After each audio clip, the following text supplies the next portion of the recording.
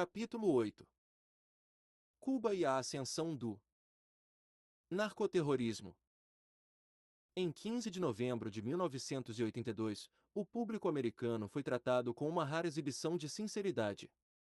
Essa foi a data em que 4 importantes autoridades cubanas, incluindo 2 influentes membros do Comitê Central do Partido Comunista de Cuba, foram indiciados por um grande júri federal em Miami acusados de conspirar para trazer drogas ilegalmente para os Estados Unidos.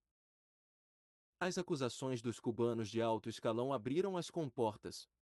Seguiu-se um fluxo de acusações adicionais, sendo as mais importantes as de Jorge Ochoa e Carlos Lender Rivas, reputados chefões das drogas na Colômbia, Norman B. Saunders, ministro-chefe das Ilhas Turcas e Caicos, Frederic Nigel Bove, um ministro de alto escalão das Bahamas, Everett Bannister, presidente da Bahamas World Airlines e um próximo associado do primeiro-ministro, Lyndon O. Pindling, Coronel Jean-Claude Paul, o homem forte do Haiti, Frederico Vaughan, alto funcionário do Serviço de Inteligência da Nicarágua, o ditador militar do Panamá, General Manuel Antônio Noriega, Manuel Ibarra Herrera, ex-chefe da Polícia Judiciária Federal do México, e Miguel Aldana Ibarra, ex-chefe da filial mexicana da Interpol.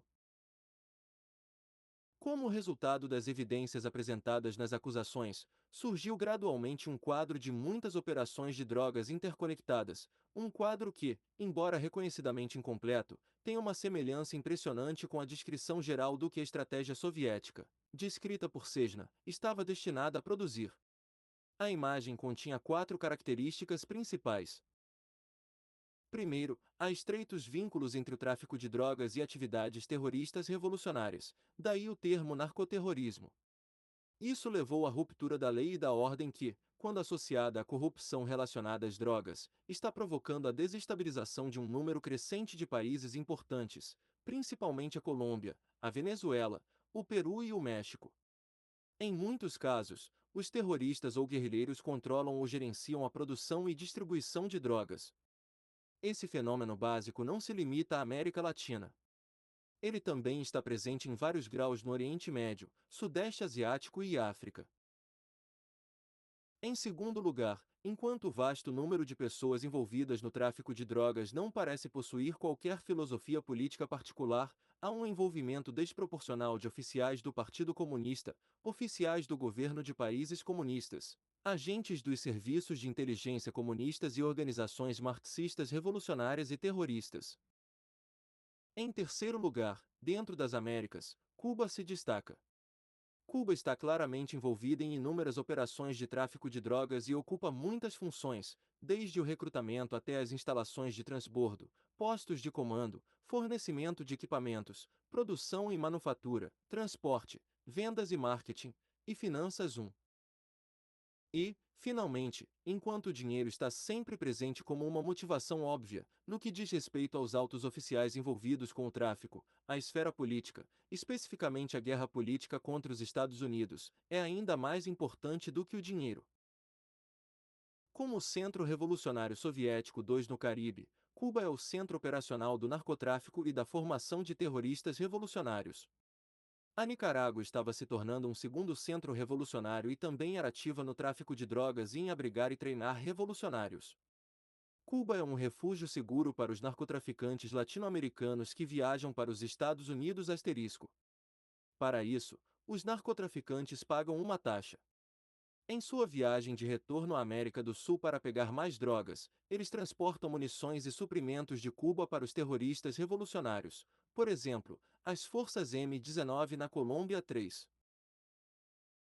Asterisco nota do tradutor: enquanto Cuba é um refúgio para narcotraficantes, o Brasil é um refúgio para terroristas, como foi notório no caso do membro das Brigadas Vermelhas, o italiano Luciano Pessina.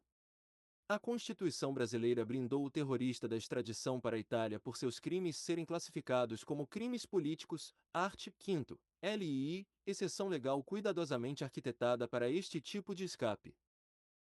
A maneira como o narcotráfico e as organizações revolucionárias ou terroristas operam em conjunto pode ser vista nos relatórios sobre as operações colombianas 4 e cubanas. Grupos terroristas ou revolucionários protegem os narcotraficantes. Os traficantes de drogas ajudam a financiar os terroristas e revolucionários, Fornecem-lhes informações, inteligência e assistência em transporte. Na Colômbia, os revolucionários marxistas do M-19 têm laços estreitos com Cuba e com vários narcotraficantes, dos quais o mais conhecido ao longo dos anos tem sido a organização conhecida como o Cartel de Medellín. O cartel tem laços estreitos com Cuba, Nicarágua e outros países.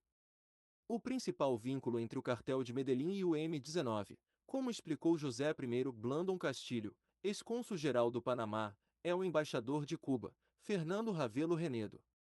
Ravelo trabalha para Manuel Pinheiro Losada, chefe do Departamento América do Comitê Central do Partido Comunista de Cuba 5 e ex-chefe da DGI, Diretoria-Geral de Inteligência, em espanhol, Dirección General de Inteligência, contraparte da KGB em Cuba.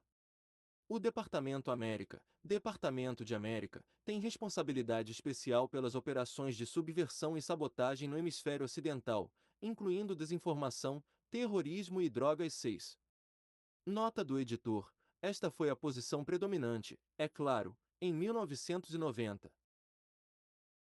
Na Colômbia e em outros países, como o Peru, os terroristas fornecem aos produtores de drogas proteção contra a polícia local e contra as forças militares. Os produtores de drogas são alertados sobre possíveis incursões em suas instalações. Eles passam os dados para os terroristas, que então emboscam e matam as forças que conduzem as incursões. Isso é bom para os terroristas e para os produtores, que em troca fornecem fundos, território e os suprimentos que os terroristas precisam. Como outro exemplo, quando os funcionários do governo decidem reprimir os narcotraficantes, os terroristas ajudam os traficantes aterrorizando e matando os servidores, como fizeram no caso do assassinato em massa dos ministros da Justiça colombianos que estavam tomando medidas para extraditar certos barões das drogas colombianos. 7. Os terroristas fornecem músculos adicionais quando subornar é inadequado. Mas, geralmente, subornar funciona muito bem. A corrupção através do suborno está desenfreada nas Bahamas, México, Colômbia, Bolívia, Peru, Costa Rica, Haiti, Panamá, Caimão e Brasil. Ao usarem terroristas para praticar atos violentos, os narcotraficantes conseguem manter sua imagem de empresários, empresários com ampla influência, mas ainda empresários. Os narcotraficantes são, portanto, do ponto de vista de um oficial do governo, boas pessoas para se relacionar, pessoas que podem pagar pelos serviços. Eles trazem dinheiro para o país e geram empregos.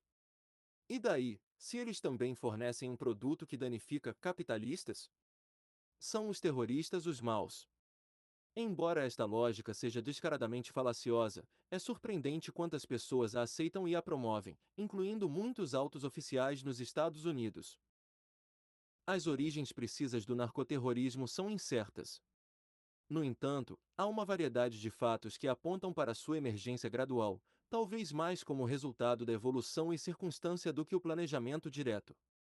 Em primeiro lugar, como relatado por Sesna, a atual estratégia soviética envolvendo o tráfico de narcóticos, terrorismo e crime organizado teve suas origens em cerca de 1955, quando Khrushchev começou a modernizar a subversão soviética e colocar o movimento comunista mundial de volta nos trilhos após a morte de Stalin. As três atividades, tráfico de drogas, terrorismo e crime organizado, ocupam funções complementares. E as atividades do bloco soviético em todas as três áreas foram gerenciadas pelas seções de inteligência estratégica dos serviços de inteligência da KGB e da GRU. Essas seções de inteligência estratégica realizam apenas tarefas especiais de importância estratégica, sendo as mais importantes, como mencionado anteriormente, espionagem estratégica, drogas e narcóticos, terrorismo, fraude e sabotagem. A combinação de narcóticos e terrorismo também foi identificada nas décadas de 1950 e 1960 pelo Dr. Ray Klein, ex-vice-diretor de inteligência, Agência Central de Inteligência, Central Intelligence Agency, CIA, que explicou: tenho observado com horror as ligações crescentes em muitas áreas entre os três grupos. Os grupos políticos revolucionários, que são, em sua maioria, marxistas-leninistas, ansiosos por criar um Estado subordinado à União Soviética ou a um de seus Estados substitutos, como Cuba, os narcotraficantes, que precisam da proteção que esses Grupos revolucionários podem dar-lhes e estão dispostos a pagar por ela, e, de fato, estão dispostos a financiar as revoluções políticas com o produto do tráfico de drogas, e depois os traficantes de armas. As pessoas envolvidas na passagem ilegal de armas para grupos revolucionários e traficantes de narcóticos 8. No caso da Bulgária, a conexão entre o tráfico de drogas e o terrorismo foi claramente evidente no início dos anos 70. Na verdade, a Quintex é descrita por várias fontes como tendo tarefas duplas: o movimento de drogas para a Europa Ocidental e o movimento de armas e munições para o Oriente Médio 9. Estas não são atividades totalmente independentes, na medida em que as drogas são frequentemente aceitas como pagamento pelas armas e munições. Este método de operação tem sido conectado a muitas organizações terroristas. Por exemplo, Jacques Chieri, diretor do Centro Nacional de Inteligência da Agência de Combate às Drogas e Drug Enforcement Administration, DEA em El Paso, Texas, deu um testemunho inédito em 19 de novembro de 1975, ao Comitê de Serviços Armados da Câmara sobre tais permutas. Ele afirmou que 5 dos conhecidos grupos marxistas mexicanos são conhecidos por trocar heroína mexicana e outras drogas por armas dos Estados Unidos. 10. Dados semelhantes existem sobre grupos revolucionários na Venezuela, República Dominicana, Brasil, Colômbia, Peru, Birmânia, Panamá e Bolívia. Mas, apesar de suas primeiras origens, os Estados Unidos não começaram a despertar para o que estava acontecendo com o narcoterrorismo até 15 de novembro de 1982, quando 4 oficiais seniores cubanos foram indiciados, juntamente com 10 outros, por um grande júri federal em Miami, Flórida, sob acusações de conspiração para importar maconha e metaqualona da Colômbia para os Estados Unidos por meio de Cuba. Os cubanos acusados foram René Rodrigues Cruz, um oficial de inteligência e membro do Comitê Central do Partido Comunista de Cuba, Aldo Santa Maria Quadrado, vice-almirante da Marinha de Cuba e também membro do Comitê Central, Fernando Ravelo Renedo, embaixador de Cuba na Colômbia, posteriormente embaixador na Nicarágua, e Gonzalo Bassou Soares, ex-ministro conselheiro da Embaixada de Cuba em Bogotá e membro do Partido Comunista de Cuba. A publicidade que se seguiu trouxe o narcoterrorismo ao céu aberto pela primeira vez. As testemunhas que forneceram a principal evidência no julgamento seguinte, fevereiro de 1983, foram Juan Krupp, um advogado colombiano e narcotraficante que negociou com altos oficiais cubanos para Jaime Guilot Lara, um dos principais narcotraficantes colombianos, David Pérez, um narcotraficante cubano-americano que encontrou os barcos e entregou os produtos dentro dos Estados Unidos, e Mário Esteves González, agente de inteligência cubano que se infiltrou nos Estados Unidos. Durante o êxodo de Mariel, que recebeu narcóticos de Cuba, os vendeu nos Estados Unidos e depois devolveu os rendimentos à inteligência cubana.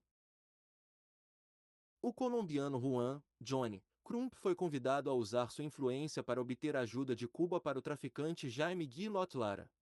Durante as negociações que se seguiram com o embaixador de Cuba, Fernando Ravelo Renedo e com o seu vice, Gonzalo Bassou Soares, Guilot Lara queria confirmação de que se uma carga de drogas fosse perdida, ele não teria que pagar a taxa a Cuba. Então eles dizem, Ravelo e Bassous, que eles não se preocupam que eles podem esperar, e eles não se importam com o dinheiro, ok? Porque seu objetivo era ferir os Estados Unidos cheio de drogas SIC. Esta filosofia de tráfico também foi relatada por Mário Esteves, que disse que era ordenado para carregar os Estados Unidos com drogas 12. A filosofia é especialmente interessante quando considerada ao lado da conhecida estratégia soviética, cujo objetivo era provocar a estagnação intelectual dos Estados Unidos, por meio do mecanismo de conseguir um fluxo máximo de drogas no país, conforme discutido no capítulo 7. Esteves testemunhou ainda que ele foi dirigido por seu superior na DGI para entrar em contato com narcotraficantes em Bimini e nos Estados Unidos. Durante sua carreira no narcotráfico, ele importou mais de 270 quilos de cocaína de Cuba, disse ele. Ele vendeu essa cocaína para indivíduos em Miami, Chicago, Ohio, Nova Jersey, Nova York e outras cidades.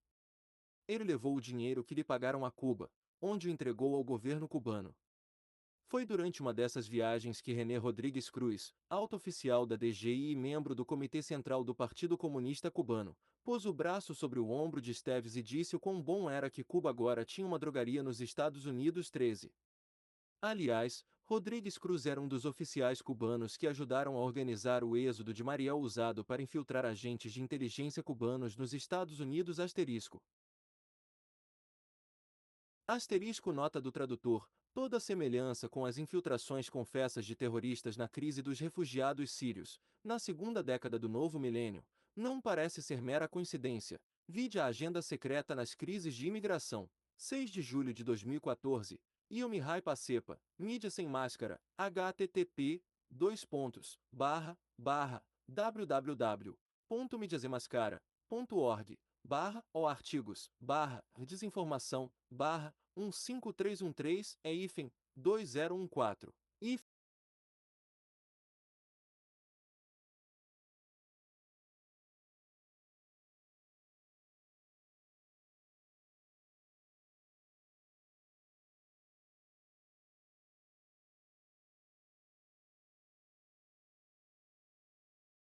De acordo com depoimentos prestados ao grande júri dos Estados Unidos em Miami, é o governo de Cuba que está traficando drogas e narcóticos para os Estados Unidos.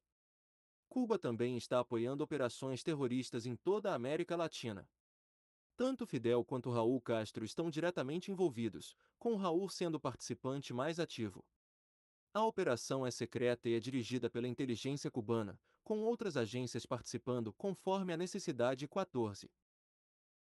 Além disso, como foi explicado no depoimento do Congresso em 26 de fevereiro de 1982, por Gerardo Peraza, ex-oficial da inteligência cubana, durante os anos 1960 houve uma ampla cooperação entre a DGI cubana e a KGB soviética. Posteriormente, a partir de 1970, o Serviço de Inteligência cubano foi colocado diretamente sob a direção do coronel Viktor Simenov da KGB. O Sr. Peraza declarou que, após 1970, a DGI deixará de ser parte da KGB, antes, se tornará uma entidade subordinada da KGB soviética. 15. Sejna explicou que o planejamento da inteligência cubana foi integrado ao planejamento do bloco soviético no Plano de Inteligência de 1968, que ele analisou no outono de 1967. De acordo com um relatório da Agência de Inteligência de Defesa, DIA, sobre terrorismo internacional, a DGI está essencialmente sob o controle da KGB desde 1969. 16. O Major Florentino Aspilaga Lombard foi um oficial de carreira na DGI cubana até sua deserção, em última instância, para os Estados Unidos, via Viena, em 6 de junho de 1987, da Tchecoslováquia onde estava apostado. Ele confirmou que um poderoso sindicato de drogas usava Cuba desde 1978 como ponto de transbordo de narcóticos ilegais para os Estados Unidos. 17. A proteção era fornecida por José Abrahantes, representante de Castro, que era ministro do Interior. Nenhuma das atividades relacionadas a drogas poderiam ter sido realizadas sem a aprovação pessoal de Fidel Castro, explicou ele. 18.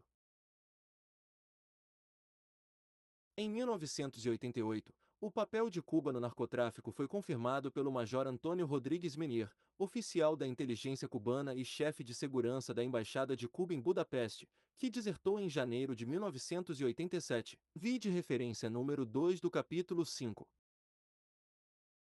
Ele explicou que o governo cubano participava direta e indiretamente do narcotráfico e que as tropas especiais 19 do Ministério do Interior eram usadas para coordenar as operações. Rodrigues citou o chefe da DGI, o general alemão Barreiro, dizendo que as drogas são a melhor maneira de destruir os Estados Unidos. Seu alvo principal era a juventude americana. Ao debilitar a vontade da juventude americana de resistir, os Estados Unidos poderiam ser destruídos sem disparar uma única bala. A fundação de qualquer exército é a juventude e aquele que é capaz de destruir moralmente a juventude, destrói o exército. 20. Em 1989, Rodrigues repetiu suas acusações e confirmou o que Aspilaga tinha dito, ou seja, que as operações de drogas não poderiam ter sido realizadas sem a aprovação pessoal de Raul e Fidel Castro. Ele acrescentou que Fidel não está fazendo isso apenas por dinheiro. Sua filosofia é usar qualquer coisa para destruir os Estados Unidos.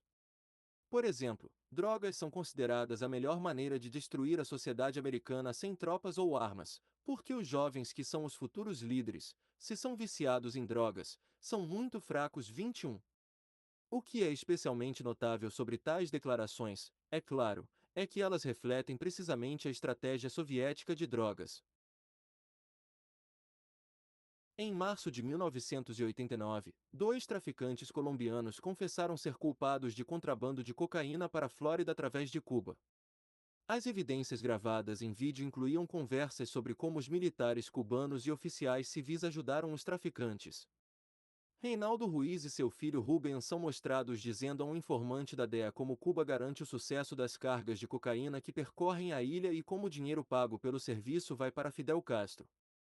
O promotor federal dos Estados Unidos, Dexter Lethinen, declarou: acreditamos que as provas apresentadas no tribunal detalham a cumplicidade em nome dos altos oficiais cubanos. 22. Além da Colômbia, Cuba também esteve estreitamente ligada ao Panamá e à Nicarágua no narcotráfico e no tráfico de armas. No caso do Panamá, o general Noriega foi indiciado em 4 de fevereiro de 1988. A acusação nomeou outros 15 e ligou diretamente Noriega ao cartel de Medellín da Colômbia. Após a acusação, o governo dos Estados Unidos tentou pressionar Noriega a sair do cargo.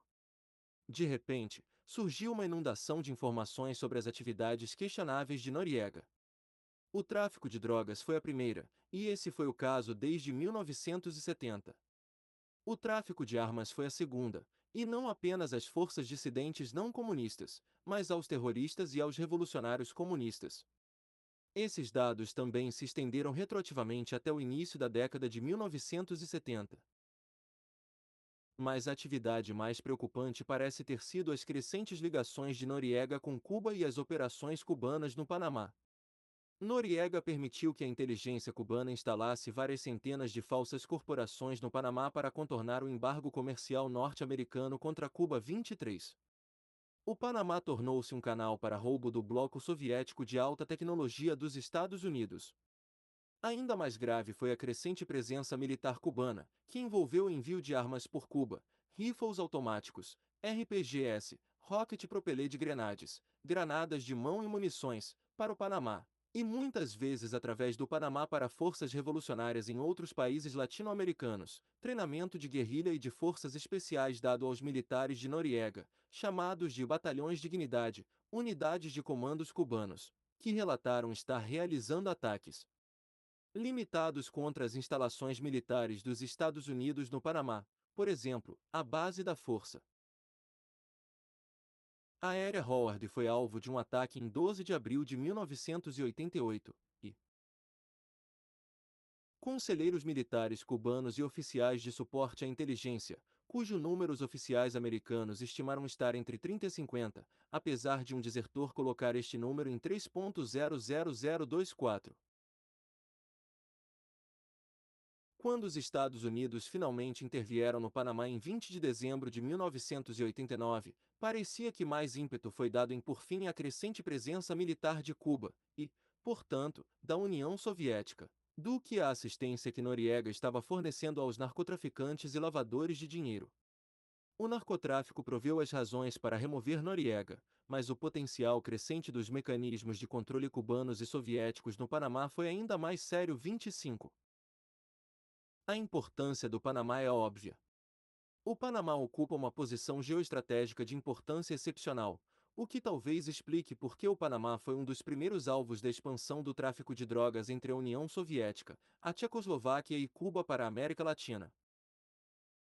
Também surgiram evidências sobre o tráfico de drogas e narcóticos pelo governo da Nicarágua e sobre sua estreita relação com Cuba. Estas provas foram fornecidas, entre outras fontes, por Antônio Farage, ex-ministro conselheiro das embaixadas da Nicarágua na Venezuela e Honduras, por James Erring, um americano que ajudou o governo da Nicarágua no estabelecimento da produção e transporte de cocaína, por Ubi Decker, um traficante europeu de haxixe que negociou com oficiais nicaragüenses para estabelecer rotas comerciais para o narcotráfico nicaragüense na Europa, e por Álvaro José Baldizon Avilés, oficial do Serviço de Inteligência Nicaragüense. A primeira notícia que Antônio Farage teve sobre o narcotráfico nicaragüense se materializou em 1981, quando soube que Raul Castro havia visitado a Nicarágua em setembro daquele ano e se encontrara com Humberto Ortega. A visita sinalizou o início de uma relação de negócios novos e especiais. Farage deduziu de outras informações que Cuba havia oferecido garantir de maneira razoável e segura a entrada do governo nicaragüense no tráfico de drogas. Quando perguntado se Castro ofereceu ou ordenou a entrada dos nicaragüenses no narcotráfico, Farage não pôde declarar como. Mas ele disse que a relação entre os dois países nunca foi de respeito. Os cubanos sempre falavam como se fossem os chefes. Eles foram sempre muito arrogantes e muito exigentes. Eles não sugerem na Nicarágua. Eles ordenam na Nicarágua. 26. Baldizon, ex-oficial nicaragüense de contra-espionagem, confirmou o papel arrogante dos conselheiros cubanos nos serviços militares e de inteligência nicaragüenses. A presença de conselheiros instrutores cubanos era penetrante, explicou. Sua missão era fornecer conselhos substantivos, implementar sistemas e métodos de segurança empregados em Cuba, apoiar a liderança nicaragüense no planejamento e execução de operações de combate, supervisionar o desenvolvimento ideológico, assegurar uma estreita coordenação entre serviços de segurança nicaragüenses e cubanos, e preparar planos de guerra. A influência cubana na tomada de decisão no ministério é praticamente completa e os conselhos e observações cubanos são tratados como se fossem ordens. Os cubanos que operam fora da missão cubana também desempenharam um papel de contra-inteligência na Nicarágua. Outros conselheiros e técnicos identificados por Baldizon eram da Alemanha Oriental, da Coreia do Norte, da Bulgária e da URSS 27. Observações semelhantes foram fornecidas em 1988 pelo Major Aspilaga, que descreveu os sandinistas marxistas como estando sob o controle completo de Castro. Em particular, ele descreveu interceptações de comunicação de 1980 em que Castro ordenou ao ministro da Defesa da Nicarágua, Humberto Ortega, que arranjasse para que seu irmão, Daniel Ortega, assumisse o cargo de líder político da Nicarágua, para que Humberto pudesse manter o controle das Forças Armadas. Os principais conselheiros do governo da Nicarágua, incluindo o chefe da inteligência, eram oficiais de inteligência cubanos, Aspilaga explicou 28. Ele também disse que os cubanos estavam treinando agentes sandinistas nicaragüenses e realizando trabalhos de contra-inteligência. Além disso, um oficial de inteligência importante no Ministério do Interior da Nicarágua é um cubano que se casou com uma mulher nicaragüense, mas que ainda trabalha para a inteligência cubana. 29. Além disso, narcotraficantes colombianos se encontraram com Raul Castro regularmente em Cuba, disse Aspilaga. Raul é o braço direito de Fidel para todas as operações clandestinas e Fidel encarou as drogas como uma arma muito importante contra os Estados Unidos, porque as drogas desmoralizam as pessoas e debilitam a sociedade. 30. A natureza dos conselheiros cubanos na Nicarágua, como descrito por Farage, Baldizon e Aspilaga, parecia ser muito semelhante à natureza dos conselheiros tchecoslovacos em Cuba no início dos anos 1960, que lançaram a tomada soviética, com os cubanos na Nicarágua desempenhando o papel que os tchecoslovacos tinham desempenhado em Cuba. Alinhado a isso, deve-se suspeitar que metade dos conselheiros cubanos e instrutores na Nicarágua poderiam muito bem ter sido soviéticos operando sob disfarce cubano e que os verdadeiros cubanos presentes provavelmente foram recrutados e treinados pelos soviéticos e agora operados como agentes de inteligência soviéticos. Isso pode ajudar a explicar a arrogância observada por Farage e Baldizon. Quando Farage perguntou a outras autoridades nicaragüenses por que seu governo revolucionário deveria se envolver no narcotráfico, foi-lhe dito: em primeiro lugar, as drogas não permaneceriam na Nicarágua. As drogas eram destinadas aos Estados Unidos. Nossa juventude não seria prejudicada, mas sim a juventude dos Estados Unidos, a juventude de nossos inimigos. Portanto, as drogas eram usadas como uma arma política, porque dessa forma estávamos dando um golpe no nosso principal inimigo. 31. A segunda razão que lhe foi dada foi, além de uma arma política contra os Estados Unidos, o narcotráfico produzia um benefício econômico muito bom que precisávamos para nossa revolução. Mais uma vez, em poucas palavras, queríamos alimentar nosso povo com o sofrimento e a morte da juventude dos Estados Unidos. 32. A participação da Nicarágua no tráfico de drogas e narcóticos nos Estados Unidos teve origem no encontro de Raul Castro com Humberto Ortega. A própria operação de narcóticos foi colocada sob o Serviço de Inteligência Nicaragüense, com Tomás Borge, ministro do Interior e chefe do Serviço de Inteligência, encarregado da operação, e seu vice, Frederico Vaughan, chefe de gabinete. Frederico Vaughan foi indiciado em 1986 no Tribunal Distrital dos Estados Unidos, Distrito Sul da Flórida, juntamente com Carlos Leder, a família Ochoa, Pablo Escobar Gaviria e outros, em 24 acusações de produção e contrabando de cocaína nos Estados Unidos, conspiração, obstrução da justiça e crimes relacionados. James Erring, um americano que foi recrutado por Robert Vesco para várias tarefas nefastas, descreveu como ele foi apresentado aos oficiais do governo nicaragüense e cubano, e seu trabalho em drogas e contrabando de alta tecnologia. Ele fez um total de 4 viagens a Cuba e 4 viagens a Nicarágua. Ele sempre foi acompanhado e muito bem tratado por dignitários de ambos os governos. Na opinião de Erring, a operação foi iniciada pelo governo 33.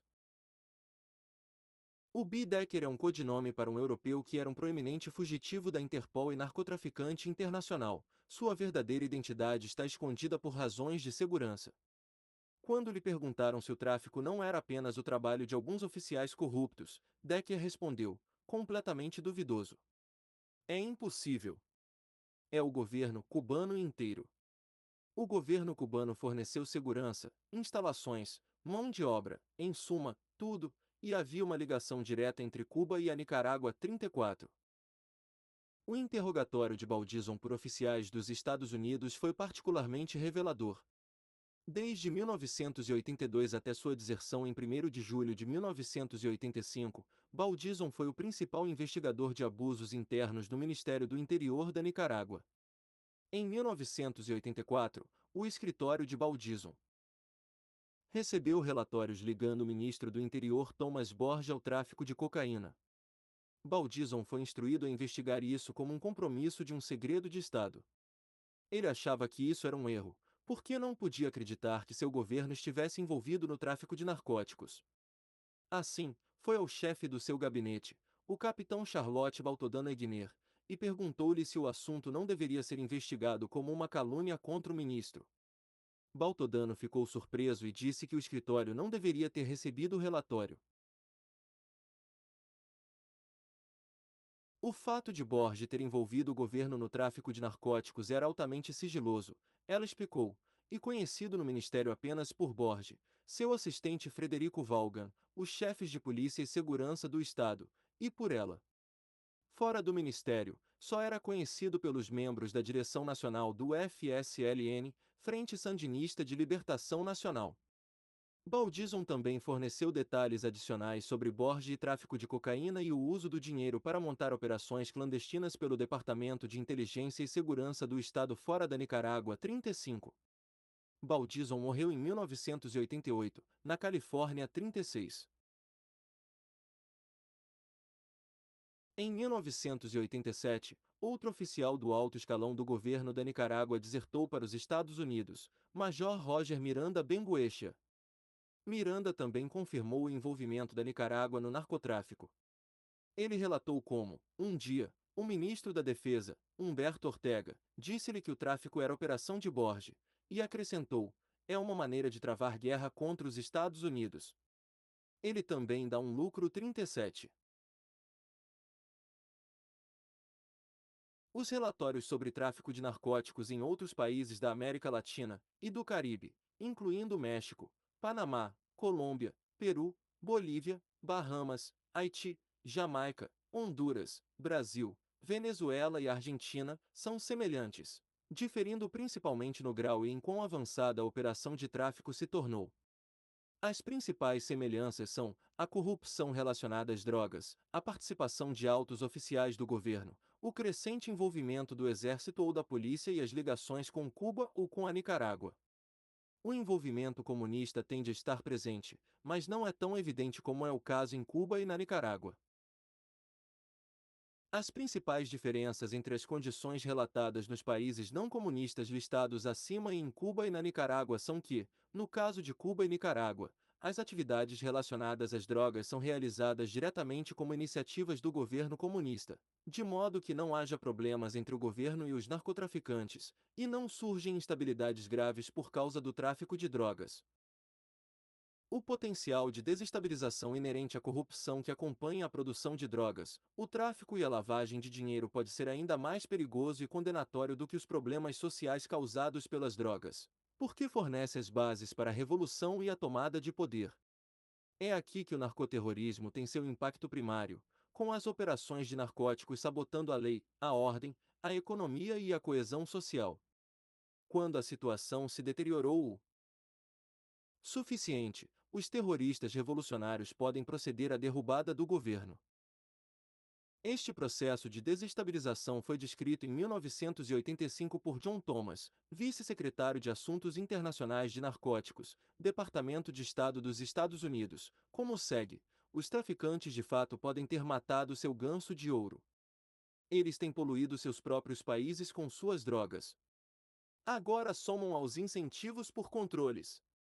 Estão debilitando as economias, envenenando as instituições públicas, corrompendo a lei e a ordem, trazendo a violência e as ameaças dos narcoterroristas e grupos insurgentes que ganham com o tráfico de drogas, e a desestabilização dos governos 38. Em certo sentido, Thomas está absolutamente certo. No entanto, existe uma outra visão, a saber, que estes incentivos que contribuem para a desestabilização não são resultados indesejados, mas sim objetivos desejados. Eles não estão matando o ganso de ouro, eles estão construindo uma base revolucionária para seu próprio ganso de ouro. Nem é aqui que a história termina, porque há uma visão ainda mais importante. Em seu testemunho, Thomas estava abordando a situação na América Latina. Mas o que está acontecendo não se limita à América Latina. Está acontecendo em todo o mundo, incluindo os Estados Unidos. O colapso da lei e da ordem é especialmente evidente nos estados dos Estados Unidos mais estreitamente associados ao tráfico de drogas e à lavagem de dinheiro, por exemplo, Flórida, Arizona, Novo México e Califórnia. Um bom exemplo da erosão das capacidades da polícia, por um tempo, foi evidente em Washington, D.C., onde a polícia admitiu francamente que estavam ultrapassados em poder de fogo. Em 24 de março de 1989, o chefe de polícia do Departamento de Polícia, Maurice T. Turner, Jr., disse que a polícia pouco poderia fazer sobre a escalada da taxa de homicídios, além de esperar até que os traficantes locais talhassem a cidade em mercados 39. Isso ecoou os sentimentos da polícia em mais de uma dúzia de grandes cidades. Em uma reportagem especial publicada em 1989 sobre a crescente anarquia dentro da América urbana, a US News e World Report concluiu que condições de combate semelhantes existem em Nova York, Boston, Filadélfia, Baltimore, Washington, Miami, Cleveland, Nova Orleans, East Saint Louis, Detroit, Chicago, Atlanta, Houston, Dallas, Oakland e Los Angeles 40.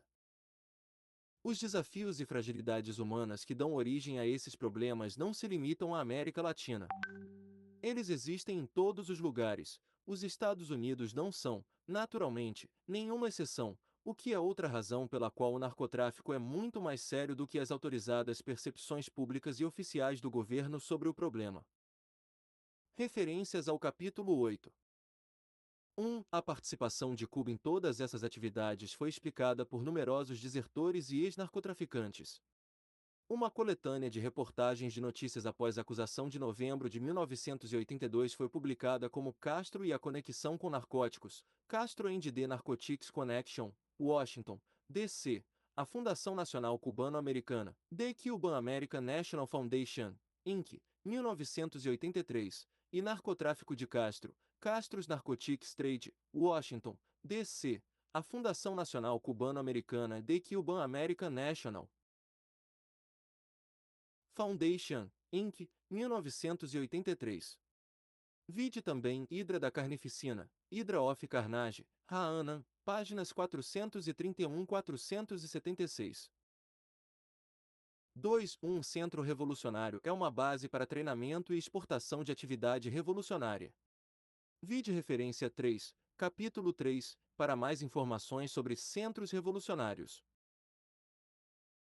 3. Vide Congresso dos Estados Unidos, Senado, o envolvimento do governo cubano na facilitação do tráfico internacional de drogas, The Cuban Government Involvement Facilitating International Drug Traffic. Audiência conjunta perante o Subcomitê de Segurança e Terrorismo do Comitê Judiciário e do Subcomitê de Assuntos do Hemisfério Ocidental do Comitê de Relações Exteriores e da Assembleia de Combate às Drogas do Senado. Joint Hearing before the Subcommittee on Security and Terrorism of the Committee on the Judiciary and the Subcommittee on Western Hemisphere Affairs of the Foreign Relations Committee and the Senate Drug Enforcement Caucus, Miami, Flórida, 30 de abril de 1983, Washington, D.C.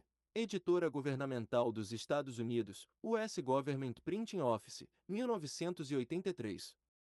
Detalhes sobre a conexão soviética por ex-agentes de inteligência cubanos podem ser encontrados no Congresso dos Estados Unidos, Senado, o papel de Cuba na subversão e terrorismo internacionais, The Role of Cuba in International Terrorism and Subversion, audiências perante o Subcomitê de Segurança e Terrorismo do Comitê Judiciário, Hearings before the Subcommittee on Security and Terrorism of the Committee on the Judiciary, 26 de fevereiro, 4, 11 e 12 de março, 1982, Washington, D.C. Editora Governamental dos Estados Unidos, U.S. Government Printing Office, 1982. 4. Para uma apresentação do crescimento dos cartéis de cocaína colombianos e suas ligações com terroristas, vide Reis da Cocaína, Kings of Cocaine, Gugliotta and Lane, Op. Cit.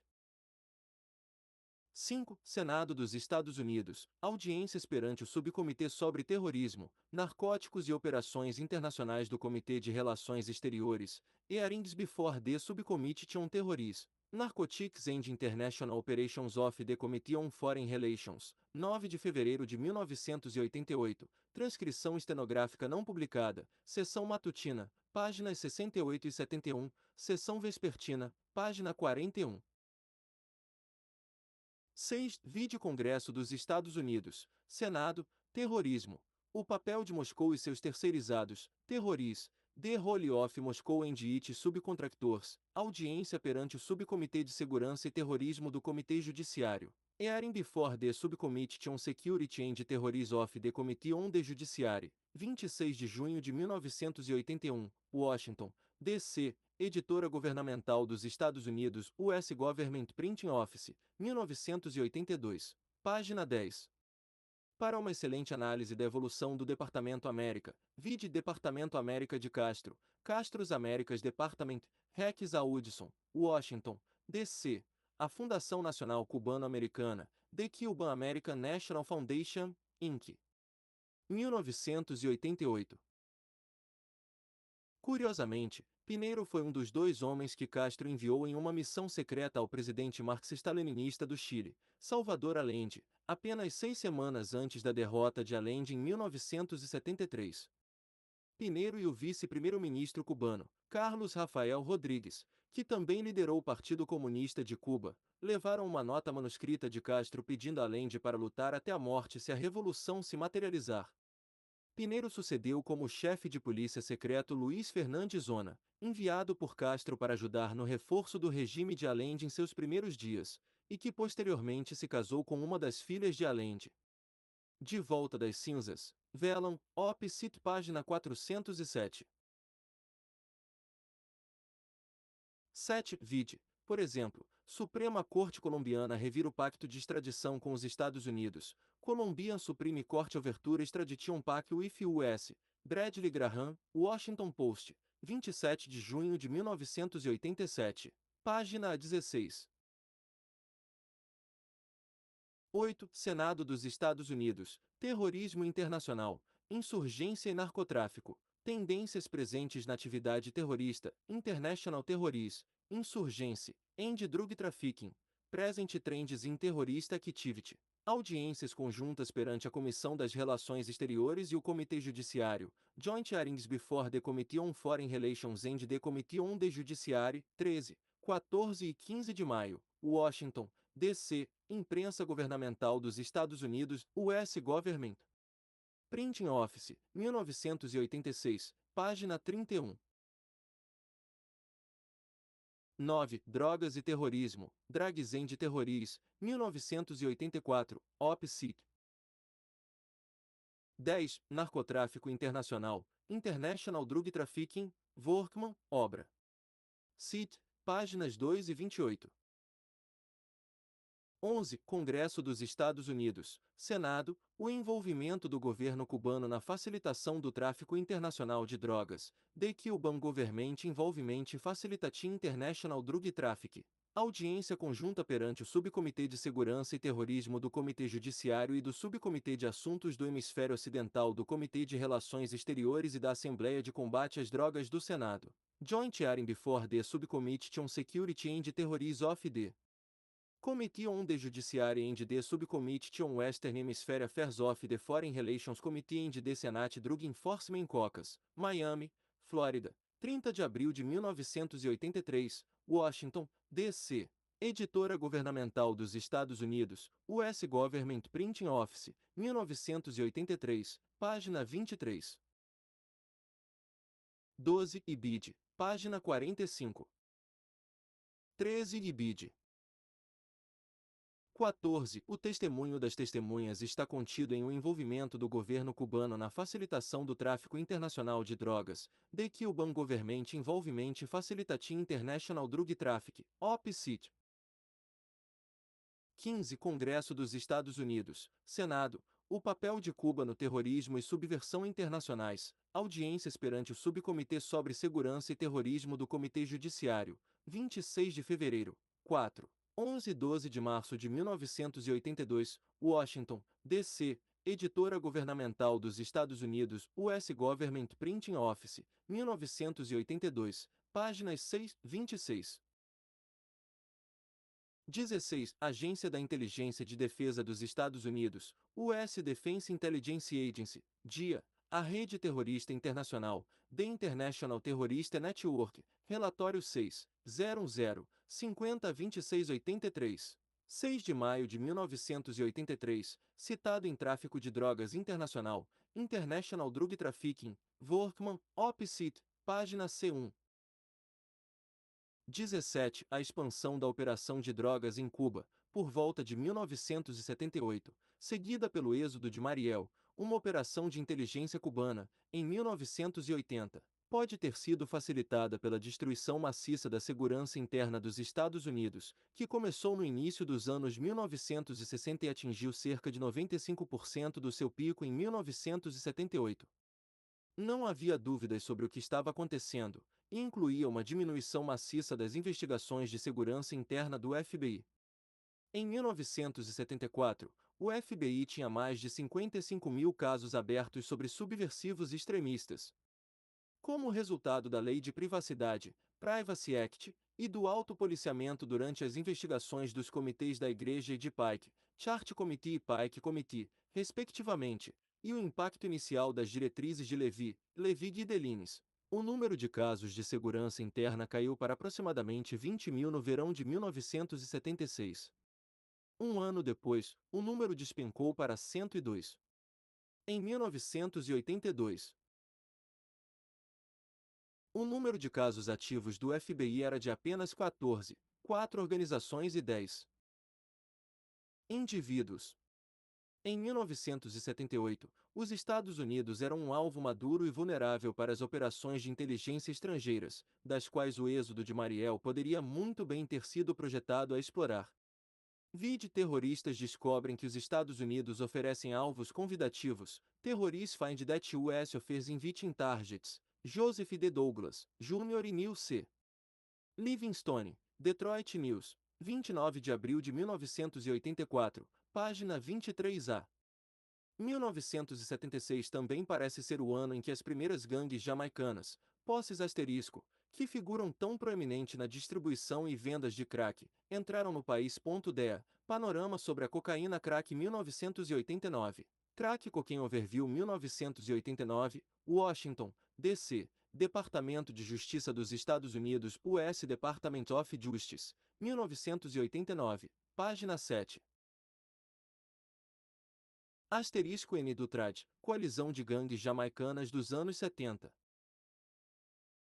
18. Castro gerencia um resort para narcotraficantes, Castro runs a resort for narcotics dealers, Bill Gertz, Washington Times, 23 de março de 1988, a 1. 19. Como explicado por Sejna, as tropas especiais, ou Spetsnaz, no vernáculo soviético, são forças de inteligência e sabotagem especialmente treinadas, cujas missões apoiam operações de inteligência estratégica. Seu trabalho é executado para as diretorias de inteligência estratégica, na inteligência civil e militar, que também é responsável pelo tráfico de drogas. O dever das unidades Spetsnaz é debilitar a estabilidade política, econômica, militar e moral do inimigo. 20. Uma conversa com um agente de inteligência cubano. A Conversation with a Cuban Intelligence Agent, El Nuevo Herald, Miami, 5 ou 6 de junho de 1988, traduzido para o inglês pela Fundação Nacional Cubano-Americana, Cuban American National Foundation. 21. Castro quer destruir os Estados Unidos com drogas. Acusa desertor. Castro wants to destroy US with drugs. Defector charges. Bill Gertz, Washington Times, 28 de agosto de 1989, página 3. Vide também, ex-oficial cubano diz que Castro lucrava com o tráfico de drogas. Ex-Cuban officer says Castro profited from drug trafficking. Dom Podestar, Washington Post, 26 de agosto de 1989, página 17. 22. Dinheiro de drogas termina em gaveta de Fidel. Drug Money and Zapping, Draver of Fidel. Michael Edges, Washington Times, 10 de março de 1989, página 5. 23. Vide, por exemplo, Cuba usou Noriega para obter produtos de alta tecnologia dos Estados Unidos. Diz desertor, Cuba used Noriega to obtain high-tech US goods. Defector says, Joe Pichiralo, Washington Post, 27 de abril de 1988, página 24. 24. Vide, por exemplo, Brigada Marxista infiltra o Panamá para defender Noriega. Marxist Brigade infiltrates Panamá to defendem de Noriega. Lumarano, Washington Times, 5 de abril de 1988, página 1. Sombra de Cuba cresce no Panamá. Shadow of Cuba grows in Panamá. Peter Almond e Bill Gertz, Washington Times, 29 de abril de 1988, página 1. Cuba aperta o controle sobre o Panamá. Cuba Tigetens Grip on Panamá. Peter Samuel, Washington Inquirer, 24 de junho de 1988, página 1, a. Mão traiçoeira de Castro no Panamá. Castros insidious hand em Panamá. Georgia Anne Geir, Washington Times, 27 de dezembro de 1989, página F1. E quem é Manuel Antônio Noriega? Ruiz Manuel Antônio Noriega, Roger W. Fontaine, em Panamá. Uma avaliação, Panamá. Ann Assessment, Vitor H. Krulak, editor, Washington, D.C., Instituto Estratégico dos Estados Unidos United States Strategic Institute, 1990. 25. Em uma ação como essa, geralmente há uma série de fatores motivadores. Certamente, as operações de drogas de Noriega e suas crescentes ligações a Cuba são dois muito persuasivos e óbvios. Mas, existem outros não tão evidentes, que podem ser igualmente, se não mais, importantes. Por exemplo, havia quase certamente um antagonismo crescente a respeito de Noriega dentro do estabelecimento legislativo dos Estados Unidos. Este estabelecimento é geralmente antimilitar, e é fortemente contrário a ditadores militares. O forte viés contrário ao líder militar na América Latina, que saiu ao ar livre em 1969, é relatado por Richard Avari, o então subsecretário principal de Defesa, Assuntos de Segurança Internacional em 1969. Os indivíduos no Estado estavam unidos, entrando nos assuntos de segurança internacional, ISA, International Security Affairs, em uma missão quase messiânica de reforma social em países latino-americanos. Essencialmente, isso significava remover os militares de posições de autoridade, com a ascendência resultante das forças de esquerda. Os contatos com os militares foram minimizados e a defesa foi substancialmente afastada de qualquer papel na formulação de políticas americanas. Era como se não houvesse interesses de segurança nacional ao sul da fronteira. O Escritório de Assuntos de Segurança Internacional do Pentágono de 1969 a 1973, The Pentagon's Office of International Security Affairs de 1969 a 1973, ou Dois cidadãos vão a Washington, Two Citizens Go to Washington, Washington, D.C., Instituto Empresarial Americano de Pesquisa de Políticas Públicas American Enterprise Institute for Public Policy Research, 1986. Juan B. Sosa foi embaixador do Panamá nos Estados Unidos de outubro de 1987 até o encerramento da embaixada após as eleições de maio de 1989. Ele escreve que as dificuldades de Noriega surgiram em 1986, mesmo enquanto ele continuava a apertar as rédeas de seu controle sobre os setores militar e político da sociedade panamenha. Sua imagem no exterior foi prejudicada por uma série de artigos no New York Times ligando-o ao tráfico de narcóticos. A crise política e econômica do Panamá, The Political and Economic Crisis of Panama, Panamá, uma avaliação, Panamá, An Assessment, Washington, D.C., Instituto Estratégico dos Estados Unidos, United States Strategic Institute, 1990, página 18. Os artigos sobre os quais Sosa provavelmente se referia eram: o Hércules do Panamá disse para traficar drogas, armas e dinheiro ilícito, Panamá Strongman Said to Trade in Drugs, Arms and Illicit Money, Seymour M. Hersh, New York Times, 12 de junho de 1986, ajudantes dos Estados Unidos para o oficial responsável por 72 assassinatos pesados que agora lidera o Panamá, US AIDS em 72 Veiged Killing Officer who now leads Panamá, Seymour M. Hersh, New York Times, 13 de junho de 1986, e general do Panamá disse ao exército para fraudar eleição, Panamá General Said to have told army to rig vote, Seymour M. Hersh, New York Times, 22 de junho de 1986. O primeiro artigo apareceu na semana em que Noriega estava visitando os Estados Unidos. Os artigos não se concentravam apenas no narcotráfico e na lavagem de dinheiro. Igual peso foi dado a uma ampla variedade de atividades, incluindo fornecer armas para guerrilha sul-americana, principalmente a M-19 colombiana, assassinar um oponente político, fornecer informações de inteligência a Cuba, permitir e lucrar com as operações cubanas de roubo de tecnologia através do Panamá, comprando documentos secretos da Agência de Segurança Nacional, NSA, de um sargento do Exército dos Estados Unidos e transferindo-os para Cuba e mudando os resultados das eleições de 1984. Um parênteses interessante. Quando as forças dos Estados Unidos assumiram o escritório e a casa de Noriega após a invasão em 20 de dezembro de 1989, eles encontraram uma variedade de parafernálias de feitiçaria e de vodú. Entre a coleção estava um tamale, dentro do qual estavam dois pedaços de papel com os nomes Seymour Hersh e John Poindexter escritos sobre eles. Nos 5 anos anteriores ao ataque a Noriega no New York Times, Noriega derrubou vários candidatos civis e apertou seu controle sobre o Panamá. Como parte desta operação, ele também parece estar afirmando seu controle e participação nos lucros do processo de lavagem de dinheiro que envolveu todos os bancos do Panamá. Isto pode ter antagonizado ainda mais o estabelecimento legislativo dos Estados Unidos.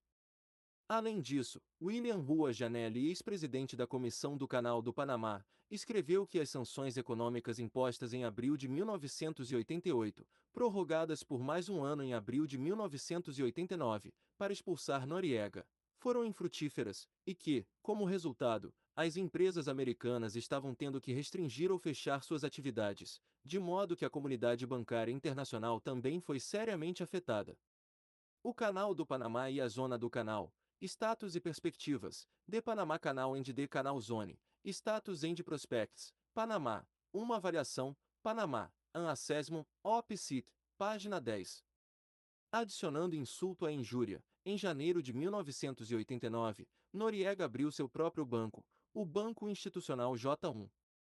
Esses eventos também podem ter contribuído significativamente para a decisão de invadir o Panamá, implementada em dezembro de 1989.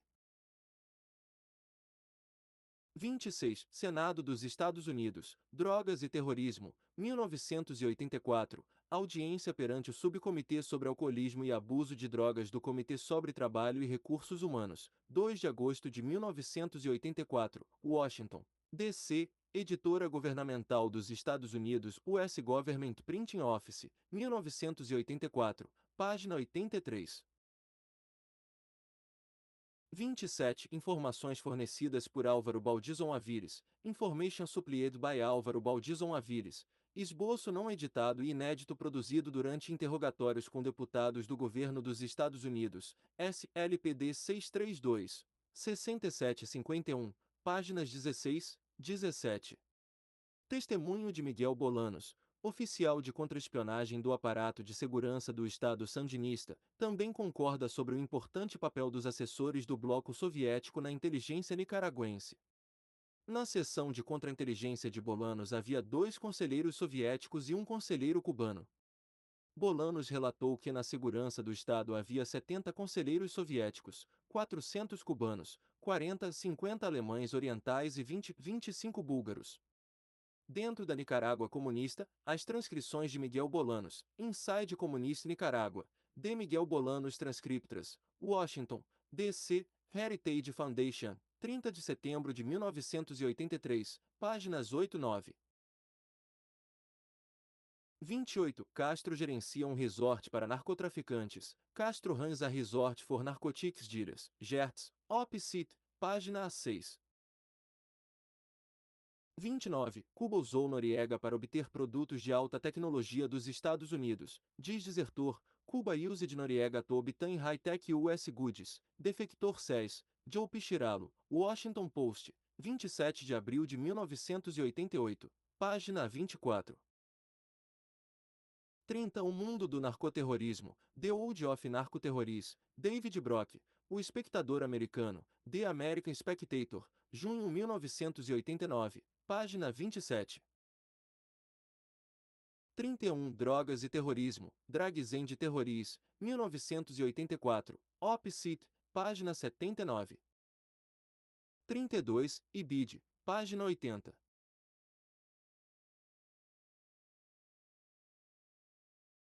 33. Congresso dos Estados Unidos. Senado. O papel da Nicarágua no tráfico de drogas. Role of Nicarágua in Drug Trafficking. Audiência perante o Subcomitê sobre Crianças, Família, Drogas e Alcoolismo do Comitê sobre Trabalho e Recursos Humanos. Hearing before the Subcommittee on Children, Family, Drugs and Alcoholism of the Committee on Labor and Human Resources. 19 de abril de 1985, Washington, D.C., Editora Governamental dos Estados Unidos US Government Printing Office, 1985, páginas 27, 32 e 34. 34. O papel da Nicarágua no tráfico de drogas. Role of Nicarágua in Drug Trafficking, Opcit, página 41. 35. Informações fornecidas por Álvaro Baldizon Avires. Information supplied by Álvaro Baldizon Avires, Opcit, página 11. 36. O relatório do médico legista afirma que a morte foi causada por um aneurisma no cérebro, AVC, acidente vascular cerebral. Relatos não oficiais dizem que isso aconteceu várias horas depois que Baldizon jantou em seu restaurante nicaragüense favorito. Há, é claro, a possibilidade de assassinato. Uma das classes de armas de assassinato preferidas pelos soviéticos são venenos que resultam em mortes por causas aparentemente naturais horas a dias após os venenos serem administrados. Os tipos de causas empregadas incluem ataques cardíacos, derrames, cânceres de ação rápida e doenças difíceis de tratar.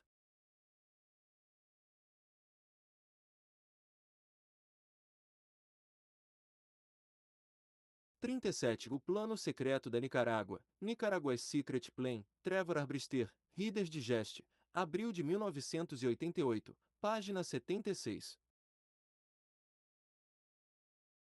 38 Congresso dos Estados Unidos, Senado, Relatório Internacional de Controle de Narcóticos, International Narcotics Control Report, audiência perante o Subcomitê sobre Crianças, Família, Drogas e Alcoolismo do Comitê sobre Trabalho e Recursos Humanos. Hearing before the Subcommittee on Children, Family, Drugs and Alcoholism of the Committee on Labor and Human Resources, 13 de março de 1985, Washington, D.C., Editora Governamental dos Estados Unidos, US Government Printing Office, 1985, página 8. 39. Turner diz que polícia não pode parar matanças. Turner says police can't out killings. Eric Pianin, Washington Post, 25 de março de 1989, página 1. Vide também, Belry diz que assassinatos são imparáveis. Sarah Horvitz, Washington Post, 20 de outubro de 1989, D1. 40 Zonas mortas, Dead Zones, Thomas Moore et al., US News e World Report, 10 de abril de 1989, página 22. Capítulo 9. Não ouço mal, não.